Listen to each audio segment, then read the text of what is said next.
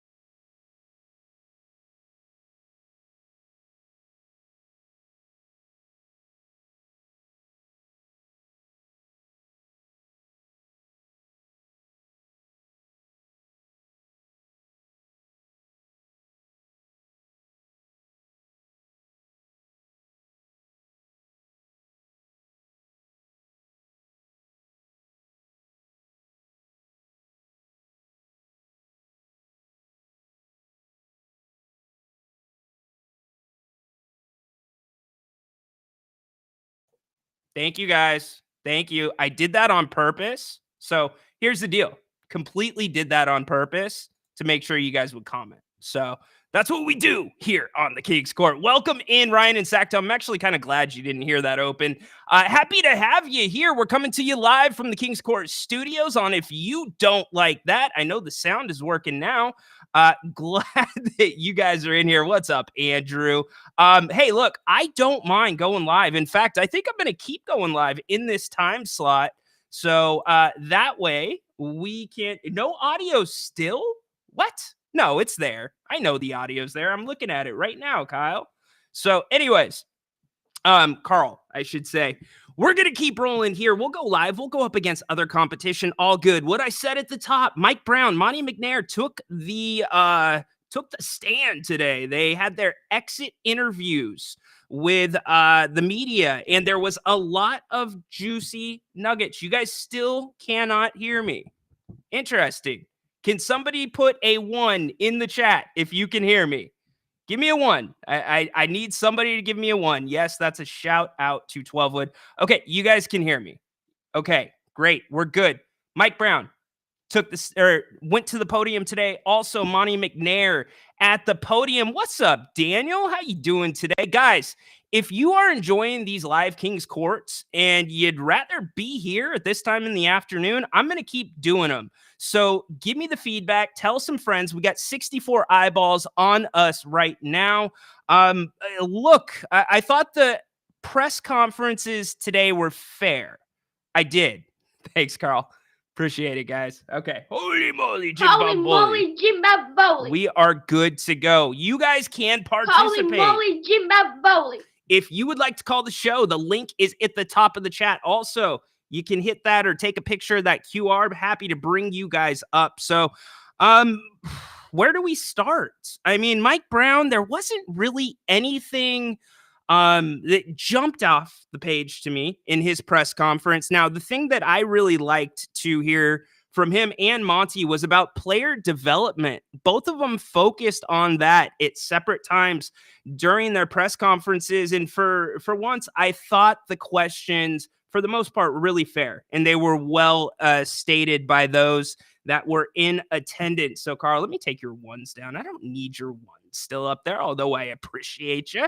And he talked about defense a lot. We knew he was going to talk about defense, but that 13th pick, and you notice the top of the King's Court, our topic for today, if not Monk, who?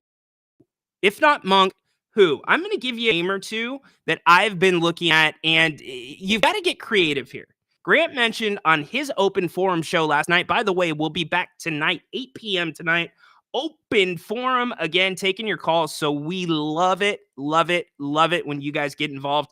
And you guys actually spurred some really good thoughts in Grant's head, and you spurred some thoughts in mine. I thought about it overnight. You guys talked about Emmanuel quickly. You guys talked about some different guys that you may like to see here in Sacramento. Now, the numbers don't necessarily work out, but the thing that I'm looking at is not a sign and trade. It was a decent idea last night. Yeah, Ash, thank you very much for that. Let's get the thumbs up going. We got 85 in the house right now. Anna, thanks for being here. Daniel from Pops, what's up, my brother? I need some Korean short ribs. I haven't had those in a while. Ash, what's up? We'll let everybody file in. But, at the car wash. Yeah, what's everybody doing right now? What is everybody doing right now? We got a car wash. Let's see. Ash still telling them to give him thumbs up. Love it. Remember, we got our auctions still going on. But tonight, 8 o'clock, Grant and I will be back. So getting back to the topic at hand, if not Malik Monk, who? The first thing I'm looking at in that discussion is trades. It has to be trades or player development. Now, Mike Brown and Monty McNair talked about player development today. I thought that Monty had some really good comments that he had. Here was Monty in his press conference today. Let's take a listen. I think certainly we have to figure out internally. We blew some leads, lost some games that, we wish we could have won. Try to shore those up. I know Mike touched on that. Continued internal development. I'll point to, Keegan's defense this year from start to finish was a huge jump for a second-year player. Keon Ellis, I think, is a great success story for our, from identifying him as an undrafted player. Great development and success in the G League last year, and then biding his time and stepping in when injuries hit. We just need more and more of those internal success stories, and then we'll look externally. Like I said, we have the 13th pick in the draft and probably 45 in the second. I think we have a lot of flexibility with our tools. You can trade into the MLE and BAE now, the biannual. So that's another thing you can do. And then, we'll have to look at, potential trade opportunities to build there. But I think, we're excited about how we're positioned going forward.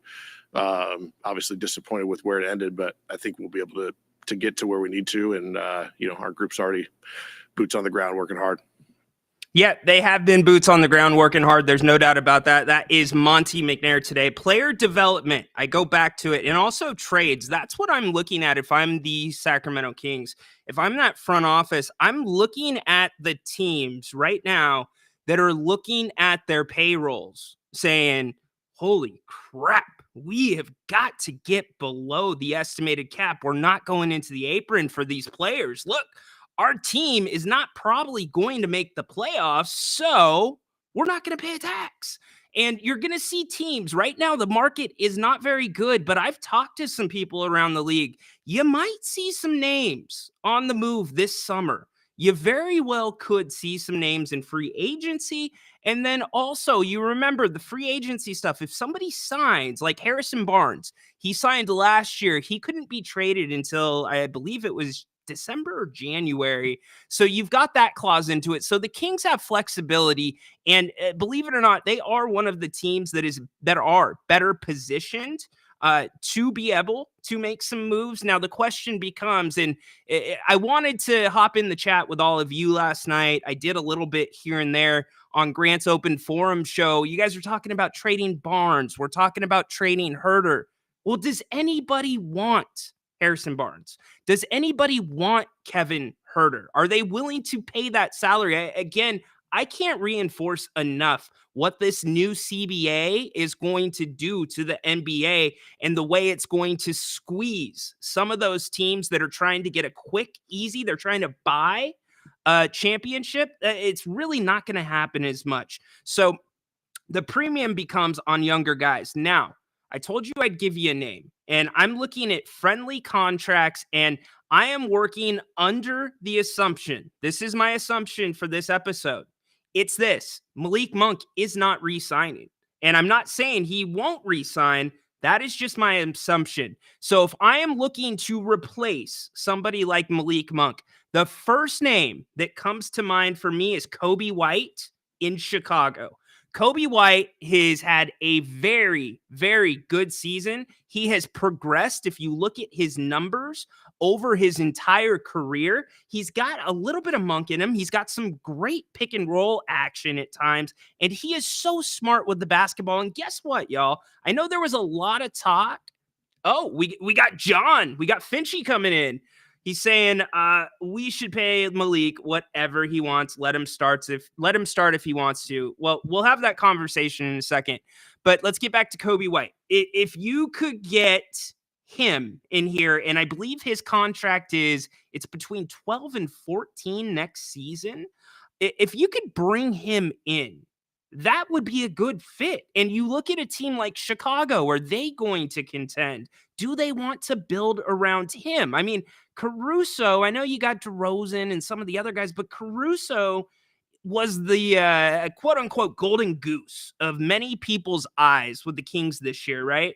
We got to get Caruso. And I think that was the trendy trade deadline pick for many teams looking to make a splash. But if we look at the Monty McNair and we look at the Mike Brown eras, and we're going to hear from both of them on that, but if we look at how they've played out, we look at the culture, we look at the things they've done wrong. You guys focused a lot on Bogdan last night. You said you let Bogdan walk for free. Grant agreed with that. It's true.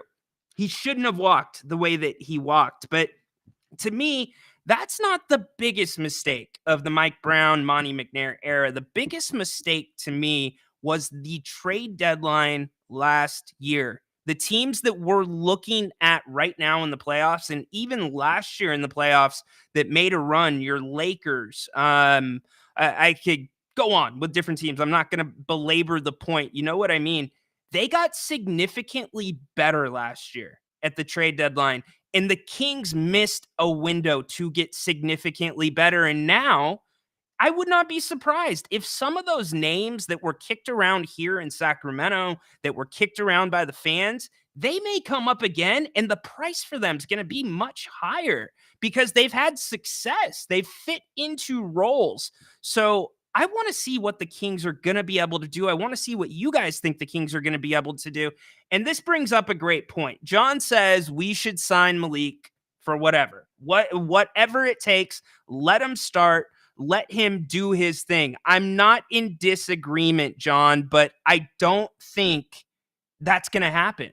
You can't. Malik Monk and De'Aaron Fox works on the floor together in spurts because it is such a drastic shock to the system for the defense compared to what they are guarding when the Kings have their normal rotations out.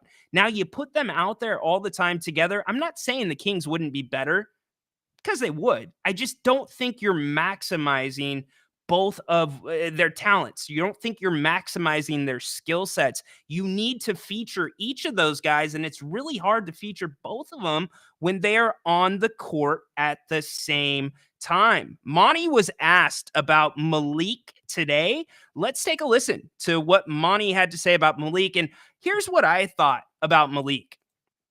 I thought, and I said it yesterday, I've kind of said it all season. For those that don't know, Malik is I don't want to say he's the leader because he's not, but when stuff gets rough in that building, when things get, serious, or maybe there's, a little bit of tug and pull between the coaching staff and the players, Malik is the one that keeps things light. So here's Monty McNair on Malik Monk and what he means to this team on the court and off the court.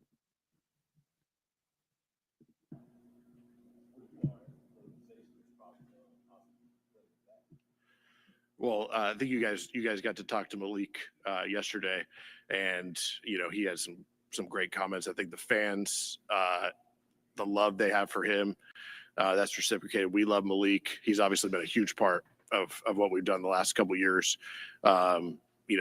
Sadly missed him at some key points down the stretch. We could have used Malik, but and not just what he does on the floor, but off the floor, his attitude and mentality, and obviously his his swag and everything that Malik brings.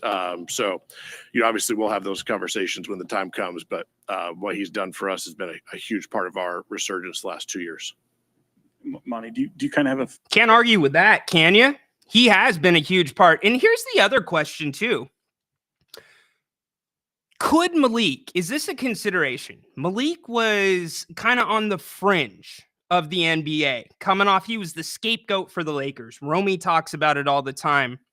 And he didn't have tremendous success. Malik comes to Sacramento and he has tremendous success. Is that a byproduct of the system, or is that a byproduct of just Malik getting better, him growing as a player? So if he was to go somewhere else in a featured role, is that something that he maybe has a little bit of worry about? I don't think so. He's a confident player. He, like I said, he means more to this team than a lot of people report on or know about. You guys have heard a decent amount of it.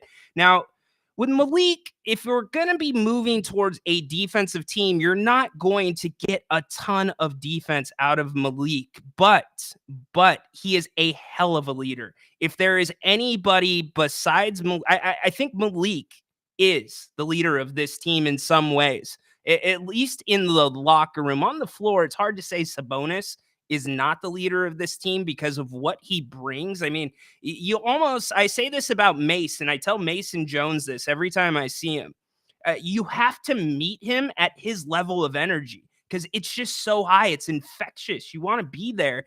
And so you want to maximize that. You want Malik. You want that to spread in the locker room. And I'm sure, I haven't looked at the comments. Well, De'Aaron Fox, he's the face of the franchise. Yes, De'Aaron's the face of the franchise, but is he the leader of the franchise? That question I would pose to all of you. One thing this season that the Kings have, the big bugaboo was the bad losses this season. Mike Brown was asked about the bad losses today, and I thought it was pretty important what he said, especially their effect going into the offseason on the guys. Here is Mike Brown. Here, it's not going to happen. I think there are some games where we lost because we didn't do a good job defending this person or these types of actions, or didn't get back in transition, or we didn't shoot the ball well, or we didn't shoot the ball well from the free throw line. So I think each situation is different. The thing that I take away from it, and I've said this consistently, is, going through situations like that, that's a type of adversity because you went through it. The outcome wasn't what you wanted. It disappointed you. You felt the hurt. But the neat part about it, if there is a neat part, at least I feel there's a neat part, is you experienced it and it helped with your growth. And so I think going through those types of situations and feeling the hurt afterwards, and reflecting right after the game ended on what you did right, what you did wrong, will help us going forward. Obviously this summer, just like I know our guys, it's a big summer for all of our guys. It's a big summer for us as a staff. We're going to go back and we're going to watch, if not all the games, at least most of the games. And we'll reevaluate everything that we went through from the beginning to the end. But there's not a common theme that I can sit here and say is the answer to us doing, losing games to. All right, I want to hear from all of you. We have plenty of talking points. You have the link if you would like to call. We're going to get to the comments right now. Get your comments in there. Athena, how many more millions can Malik get elsewhere? It's a really good question. I don't know what the market's going to be for Malik. I overestimated the market to a degree, and I'm probably going to owe Zach, NBA Guru, dinner at Bennett's. But hold on, Athena. I need to interrupt this take. This is true. Ol Nooch, he is a basketball savant. Sommeliers with wine? That's Nooch with basketball. And he knows the bailiff in the King's Court opening. He actually knows the bailiff. That's pretty cool. Getting back to Athena. the millions. If you made me give you a number right now, Athena, I think the number is going to be probably around 22. I think 22 to 23 realistically would be the number. Now, the situation though, I think does matter in this. Let's be fair. Malik Monk wants to be here. He wants to be here. We know that, but if any of you, I mean, it's like, hey, I could have any job that I want, right? And I can be paid at the top of the market for that job. And so it's going to come down to, and it's got to come quick, right? Malik Monk, that shoe has to drop first for the Sacramento Kings before anything else can happen. And can that shoe drop with Malik? Can you have that conversation with him without including plans for the future? What are the Kings' plans? I know that Monty, Wes, the team, everybody in the front office, Gabriel Harris down in Stockton, they're grinding. They're evaluating. They're finding talent. They're growing talent. I have been one of the only voices on the airwaves talking about internal player development and tracking it all season long because it's that important to what's going to be changing in the NBA. And speaking of change, you've got some changes coming to the Kings coaching staff. Jordy is going on. He has been introduced as the head coach in Brooklyn. And the question obviously becomes, and I think the question for all of us when we heard about that, and it was no surprise, is he going to take anyone with him? Will Jordy bring anybody from the Kings staff? Is Jordy maybe going to go after Malik Monk? Now, I'm throwing that in. That's not come up. I'm just giving you something to talk about. But I think it's a good opportunity. And Coach Brown actually talked about Grant. Well, I'm sorry you love the Dodgers. That is unfortunate. But Grant will be here at 8 o'clock. I am Ryan in Sacktown. Ryno, I am his co-host on If You Don't Like That. If you never met me, go check out my podcast, by the way. That's what we're doing right here live with all of you, the Kings Court. You can get that QR code, take you to my Twitter page. Listen to the deposition of Ryan in Sacktown. Listen to that episode. It'll give you my why, and that will tell you why Grant's not here right now and my butt's sitting in this chair. So check that out. Really appreciate it. And while you're at it, make sure you're subscribed too if you don't like that. Over 7,000 subscriptions. Really appreciate that very much. And we'll talk about the auctions here in a little bit. But getting back to what I was saying with the Kings coaching staff and some of the changes, of course, man, I feel bad. Or man, whichever one. Yeah, Dodgers. Yeah. How does it feel to try to buy success? I mean, that's got to be a little hard, right? And I mean, you guys are fun to watch up until September, and then it just falls apart. Trains come off the tracks. So, yeah, and that's why. And I'm kind of a Giants fan. D-Fox, what's up? Good afternoon, Ryan. Kobe White would be a great replacement. There's also Bones Highland that we can look at. He's only making $4 million. Also, what do you think about going after free agent Nick Claxton? Let's get to this in a second. Great questions, by the way. Because that's why I said you got to listen to the deposition of Ryan in Sacktown. I'm a goofball, okay? I'm a goofball. You can, if I take it, if I give it, you can give it back to me. It's all good. We have fun here on this platform. The Kings coaching staff. You got Luke Laux, who's going to be moving to the front of the bench, which is really cool. Good for him. He has put in a ton of work. For those that don't know, Luke traveled, I believe, with De'Aaron this last summer and really, really got him into tune. My man, Baki, what is up, dude? Are you out of mourning, Baki? How are we feeling? Let me know. How's your daughter doing? Holy moly, Jim Bob Bowley. I got her. Holy moly, Jim Bob Bowley right there, locked and loaded. So Luke Laux, he's moving up to the front of the bench. And then Doug Christie. Let's talk about Doug for a second. Mike Brown kind of threw his name in the hat, or at least suggested that Doug will be the one that's going to be coaching the Summer League team this year. So that's an interesting development now, isn't it? So Jordy was handling that responsibility. So, Doug will get his chance. Doug will get to put together, as Mike Brown said, practice plans. He'll get to get, what he's going to do in Vegas. But it's interesting that Doug is that selection. And I say that because the player development piece, these guys that he's going to be taking to Vegas this summer, this is the most important summer league, in my opinion, that the Kings have had in 16 years. And I know it's summer league. I know they're not playing against across the board NBA competition, but some of these guys that have been in the system, Jalen Slauson, for instance, it's a great opportunity for him to step up and maybe show some of those intangibles, show that athleticism. Remember, the Kings' momentum last year started with the Summer League. You guys remember Summer League guy?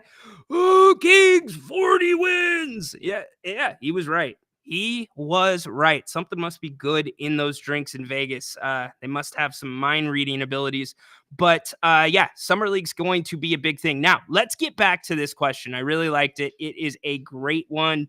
I don't mind Nick Claxton. Now, the only thing I have about him is, does he fall into that physical realm? I don't know if he does. And Kobe, in my opinion, he can play it both ways on the perimeter. And I'm not trying to zoom in on Kobe. The important thing that I wanted to bring to your attention is there's players out there at a reasonable price. The Kings just have to, the Kings can't sit back and wait for a trade partner to come to them. They need to actively identify the teams that are going to be cutting rosters, cutting pay, looking to go a different direction, looking to go younger. They need to find them before the rest of the NBA finds them and hone in on the guys that they want to get. The Kings cannot, and I will repeat this, the Kings cannot be reactive this offseason. They have to be proactive. So Bones Highland, not opposed. It's at a good rate. How long do you have him? I don't know the exacts on his contract, but well done by you. I want to get your guys's things in there, get your suggestions as well. What can the Kings do with their current tools to get the job done this year? Great question, Nooch. Well, the first question that comes to mind is, what is the Kings' identity? How do they want to play? So depending on how the Kings answer that question, it seems pretty clear by Mike Brown's comments today, they want to play the way that they ended the season, which leads to my follow-up question, Nooch. Can the Kings, with their current personnel under contract, can they stay healthy playing that physical brand of basketball? Because if I'm taking the end of the season as a sample size, the answer is no. So the Kings trained, I don't know how, what they're training in the off season and in season, because that goes on during the season. It's not like they stopped doing their conditioning, stopped doing their weight training. In the season, it's usually more targeted at maintaining your strength, maintaining your weight, because a lot of guys will lose weight. But do the Kings need to look at changing their training? I mean, I don't know. And I don't know enough about that to say anything, but what we can say confidently is one of their principles is to play fast, right? And I'm sure a lot of the training around that is to play fast. So do the Kings need to bulk up? I don't know. That's a decision for the training staff. What can they do with the tools that they have now? They got to actually use them. They got to use them. This year, the Kings did not use their players the right way. Last year, I thought they did a better job of it. This year, if any of you, I said this on the podcast. Coach Brown, quiet, Coach. We'll get to you in a second. I said it on the podcast, Strength Finders. If any of you have read it, Strength Finders, I feel like I want to send like a case of those to the Kings just because we see the strengths of De'Aaron Fox. It's getting to the rim. We talked about it yesterday, right? But yet we're doing the 3-point thing, right? Sabonis, what is his strength? It's obviously passing. It's being that 50-50 guy. How can you put Sabonis in better positions? to be successful. And quite frankly, I think a bigger question this offseason has to be answered. Do De'Aaron Fox and Domantas Sabonis make each other better? Do they make each other better? I'll repeat it one more time. Put it in the chat. Do De'Aaron Fox and Domantas Sabonis make each other better? Mike Brown was talking about the message to the fans and really also talking about culture. What is this Sacramento culture? Did he in his 2 years? Remember, this is Mike Brown's last year under contract. So he's had 2. The third's coming up. He's going to be a lame duck coach. He's probably behind the scenes pushing for an extension. Would not surprise me. He should be pushing for an extension. If he's not, Mike, give me a call. I'll be your agent. But I think the culture is the important thing. Have you all seen a difference in this Kings culture from last year to the end of this season? And has the culture changed? Has it regressed? Or was it strictly a basketball thing on the court? Was it lack of execution? All those things we're going to get the answers to eventually. But Mike Brown did address culture. I want to get to that right now. So, Coach Brown, on the culture of the Sacramento Kings and where it stands. You changed a little bit more than others. And I think, taking a step away from the season, taking some time away from the season, and then circling up with Monty and Wes, because they'll lead the charge in that area, but circling up with those guys, and which they're already doing, by the way, but and trying to put a game plan together, I think is going to be big. I absolutely love everybody in that locker room. We all do. They competed their tails off. We could have, in my opinion, we could have easily won 50 games this year, 52 games this year, even with the injuries. But at the end of the day, just like, us losing Jordy and me moving Luke to the front of the bench and me having to figure out the rest of the staff, change is going to happen. And it's just a matter of what we feel at the time that we start doing it. Coach. Interesting. So change is one of those things the Kings are going to have to work on. No doubt about it. And where does it start? How does it start? It begins with Malik Monk. We know that as I bring you back in synergy. Absolutely. I think there's been synergy between the front office and Mike Brown, or at least more synergy than in past administrations, if you want to call it that, past eras. Certainly Petrie Adelman, probably the best of all time, besides Jerry Reynolds. I mean, Jerry Reynolds is the best. We know this. Holy moly, Jimbo Bowley. But yeah, I think it's been fine. I just think, though, it's ever changing. And I get a business plan. I get mapping out a franchise's future, because we've put out the roadmap. We've put out what the Kings need to do. The Kings have confirmed what they need to do. It's the Denver Nuggets model. We've talked about it. When you're a small market team, developing talent, drafting well, 2 great things Golden State did. And I know Golden State's not in a small market, but Denver, it was like this for them, right? Remember Denver last year, before they won the championship, the talk was like, hey, if Michael Malone doesn't win the title this year, he's going to lose his job, right? He's on the hot seat. Jokic, Jokic can't win the big one, yada, yada, yada. But what do? They bounce back. And right now they look like the favorites in the Western Conference, in my opinion. I think we're headed probably for a Celtics and Denver Nuggets finals, which I think will be a really good finals, actually. I'm not opposed to it, but the Kings have to follow that same track. But I don't know. I mean, the drafting has been better. We haven't talked about Davion Mitchell yet. That's one name that has not come up in the Malik Monk discussion. Culture seems to be speed up at the floor and pull up for 3. So it's funny, because that is a lot of what the culture is, or at least we can accurately define those parts of the culture. But another part of it, one that I had harped on really, really big when Malik Monk went out, is transition. The Kings because of their shot choices in the offensive stuff they were running. I don't know what to call it. Stuff. I mean, there wasn't really a ton of set plays. It really affected the offense. I gave you the numbers yesterday. It's crazy. Offensive rebounding is the only category. Turnovers a little bit where the Kings improved. So transition, add that to the culture because I think that's really big too. Ed, what is up? Dominate Domantas Sabonis doesn't need set for the pick for Fox.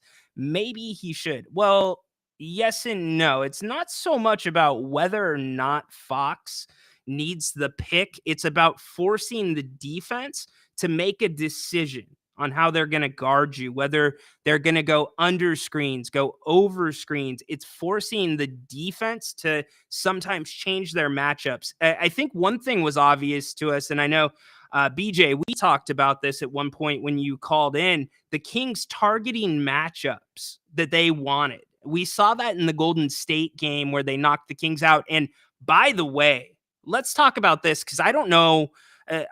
We talked about it a little bit, but tell me, does that make that big of a difference to you, the fans, that they knocked Golden State out of the, I guess Chang said it best, the postseason, because it's not the playoffs, but it's not the regular season. The third season, maybe, because you had the play-in tournament. I don't know. But they've got to do a lot. Maybe if Alex Len sets the pick for the other guards, maybe he would get more playing time. No, I don't think so, Ed. I wish we had another Scott Pollard. There is never going to be another Scott Pollard. And you know the guys that take the most or the fans take the most to here in Sacramento are the guys just like that. I don't remember his name off the top of my head. Help me out, guys, in the chat. But guys and gals, he was an undrafted free agent. He played summer league. He was with Stockton. He was a smaller guy. He didn't have a lot of basketball skill, but he had the heart of a champion. And you know another guy that did that? Chuck Hayes. Chuck Hayes, local guy. I played against him in high school, actually. Chuck Hayes was a good one. So who can be that guy? Who can mop things up? But the big thing becomes, who can be that guy out of college? I mean, I really think we have to shift our thinking to this draft. Who can the Kings get that they can insert right away to help this team out? Because that is going to be the cheapest way to improve this team. Let's get John in here. John, I heard something about Ingram from the Pelicans potentially being available. Speak on that for a second. Don't think it's a good fit. Ingram, if you're doing that, you're trying to do the LeBron James and what's his face? Street Clothes Davis, Anthony Street Clothes Davis. You're trying to match those two up, kind of, and you're doing the same thing if you bring him in, but Ingram is not nearly as good as Anthony Davis. You get the same injury problems, and quite frankly, I don't think Ingram really fits into a motion offense. Now, a motion offense, okay? Do the Kings have to be a motion offense? They don't. Their most skilled player, De'Aaron Fox, is an ISO guy. Tell me I'm wrong. De'Aaron Fox is not a team offensive guy. He is more of a James Harden category than he is like an SGA is not a good example, than a CP3.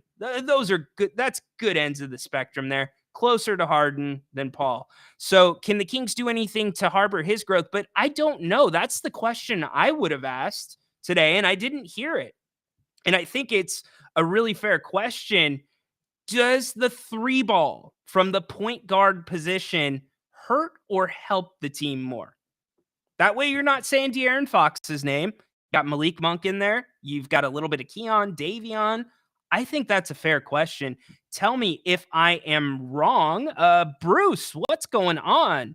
So did I. He was our rival high school. Which school did you go to, Bruce? I would love to know.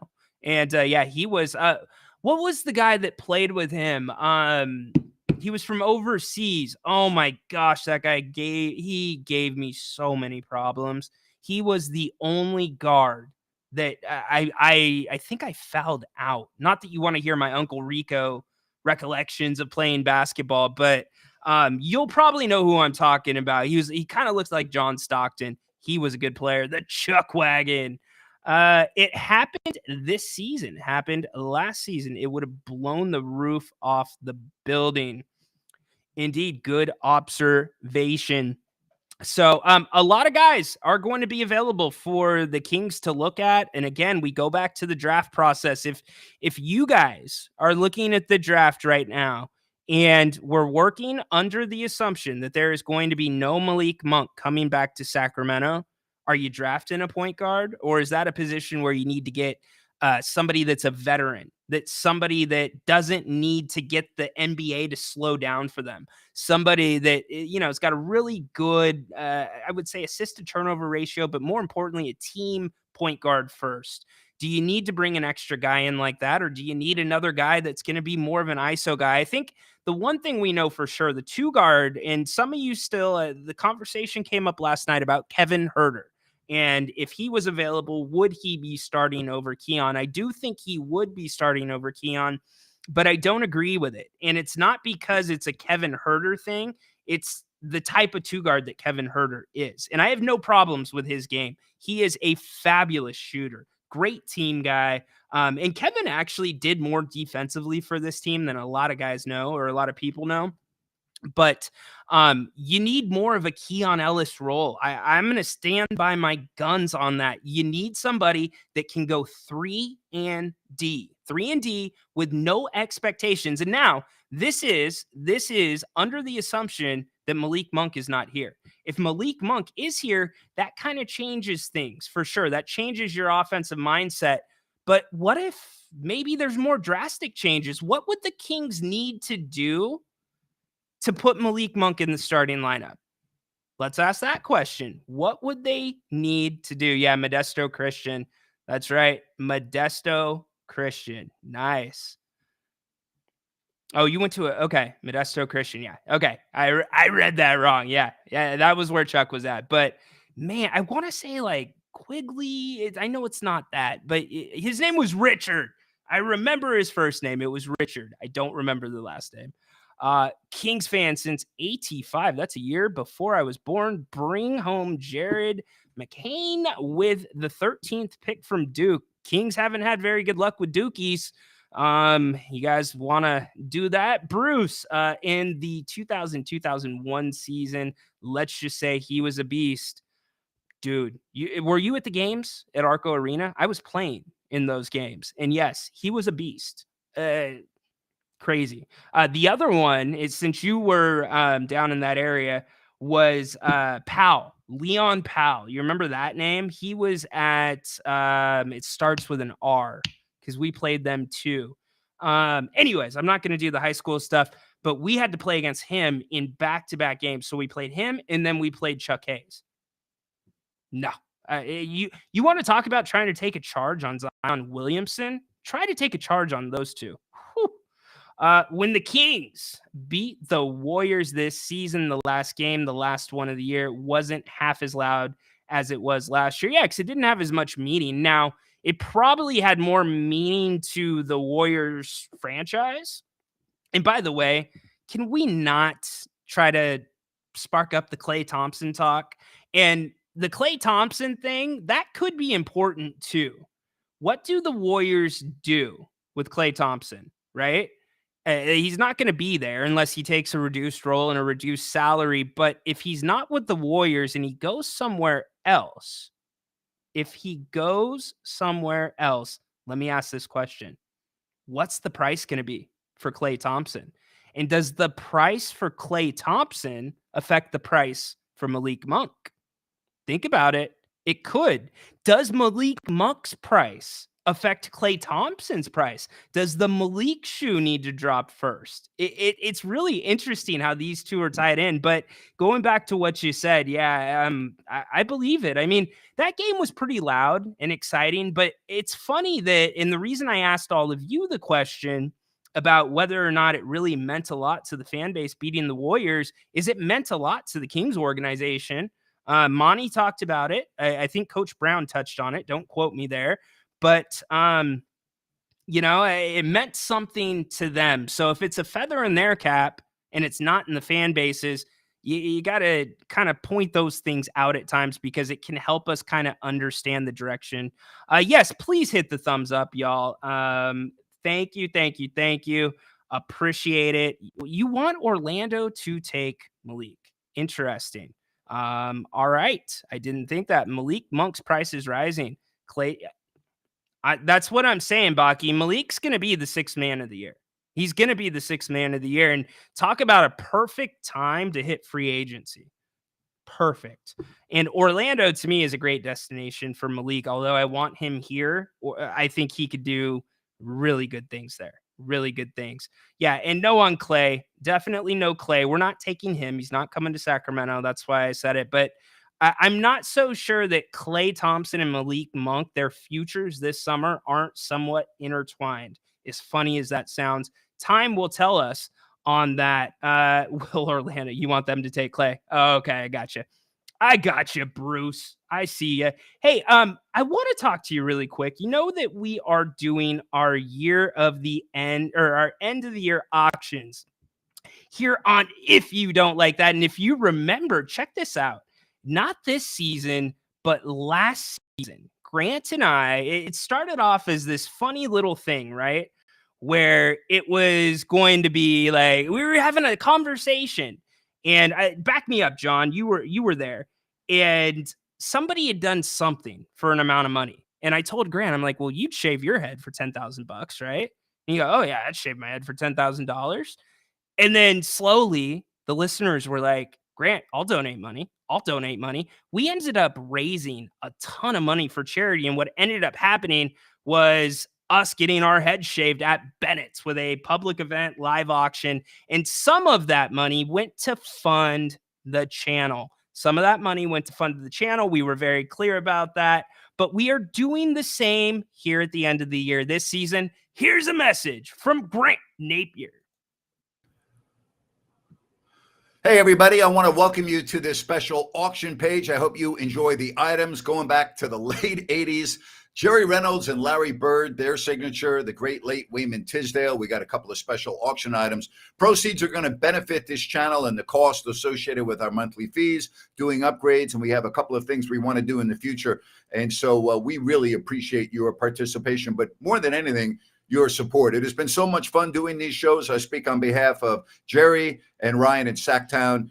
We would not be doing these shows without your phenomenal support. So thank you very much. Enjoy the auction. And remember this. Oh, if you don't like that, you don't like NBA basketball. Oh, boy. Good old Napes there doing his tagline and the title of this channel. But all you got to do is go to ifyoudon'tlikethat.com, hit the menu button, and you'll see the / or the auction item. Hit that, and you'll get to the video, get to the page. We tell you a little more. Go to the third party. We're doing it through a third party, obviously. And here is our auction. So the items, are really, really cool. And guess what? The auctions end tomorrow. So here's the deal. We do have minimums on these items. And the reason that there are minimums on these items is because there are costs involved in these items. We are going to have the shirts professionally ironed so the autographs are not affected. That is way out of my pay grade, number one. But we're going to frame them for you as well. And get this. Each one comes with a custom experience. So, for instance, Jerry Reynolds, Wayman Tisdale autographed Jerry Reynolds original show shirt right there for you. You get golf with me at Valley High. You get to bring along one of your friends as well. And then I'm going to bring one of my buddies. Huge thanks to Eric Snyder for helping us out with that. And then also with the Larry Bird, Jerry Reynolds shirt. You get a one-on-one session digitally. And let me tell you something. If you play your cards right, you might double that down to a second session. It might turn into a third session. Do you have a passion for this business? Is this something you want to do? You know how my story started? go listen to the deposition of Ryan in Sacktown, but you could start your own story with that digital session with Grant. Or if you just got some questions you want to ask him, if you want to talk to him about hockey, the Giants, whatever it may be. And then the last shirt, you've got Jerry's autograph on another original show. That comes with dinner at Bennett's with me. And then we are heading out to the Stockton Kings, and we will be sitting courtside for that. It looks like the bids are going up. We've got 100 there, 50 there, 125. Get your bids in right now. And again, don't ask for super chats. We do not ask for any money to get comments read or priority there. We do bump it up to thank you if you give us a super chat. But this is how we fund the channel. This is how we bring you new content. That allows me to come to you live now at 2 o'clock. We've got 225 people live, which is amazing. Thank you all for being here. I will keep coming here at 2 o'clock if you will be here. But also, just the costs associated, the guests, and look at what we did this season. We've improved so much. Look at this beautiful studio right here. A lot of that was because of all of you and your support. Look at how we have guests now. We're taking calls. We're taking video calls. We have big plans for this platform. We are, in our opinion, the place for Sacramento Kings basketball content. You get the best, in my opinion, analysis on the Kings here. And you get Jerry Reynolds too. So go give those a look. I've got the QR code above my shoulder if you would like to participate in the auction. If you don't participate in the auction, that's just fine. Your support here is good enough. So thank you all very, very much. Really appreciate it. We are going to be back tonight at 8 o'clock. 8 o'clock it will be. We're going to do another open forum show. Yeah, that's not going up, old Nooch.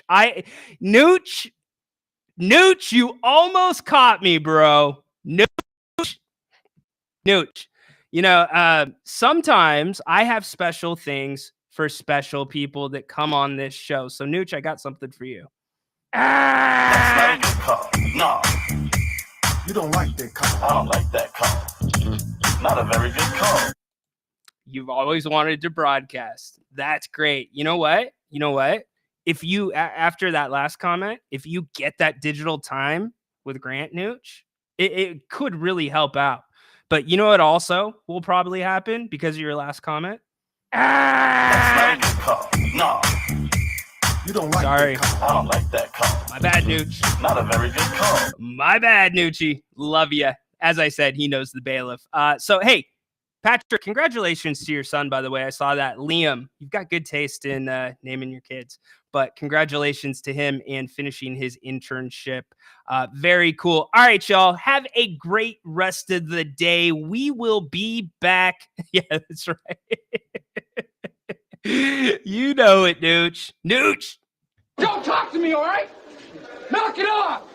Yeah, Nooch, knock it off. And anyways, no, we'll be back at 8 o'clock tonight. So again, listen to the deposition of Ryan and Sacktown. That's going to give you a ton of more context on why the hell Jim Rome's playing in the background and I'm running callers. That will definitely make a little bit more sense to you. But as I said, 8 o'clock tonight, Grant and I are back with an open forum. Get your names ready for free agents. Get your names ready for, in terms of trades, if there's anybody you wanted to see. Hey, I've done my homework. I've given you Mike Brown stuff. I've given you Monty McNair's comments. I've given you my takes. I've given you a name. Kobe Jones. So you guys pick up the ball, do your homework. We will see you at 8 o'clock tonight. Grant and myself, open forum. Thank you so much for being here on the King's Court. We'll be back tomorrow at 2 o'clock live. Thank you, John. Really appreciate it. And yes, you do also get a recorded King's Court as well every day. So you're getting 2 King's Court. So have a great day, everybody. Go Kings! Light the beam. Court is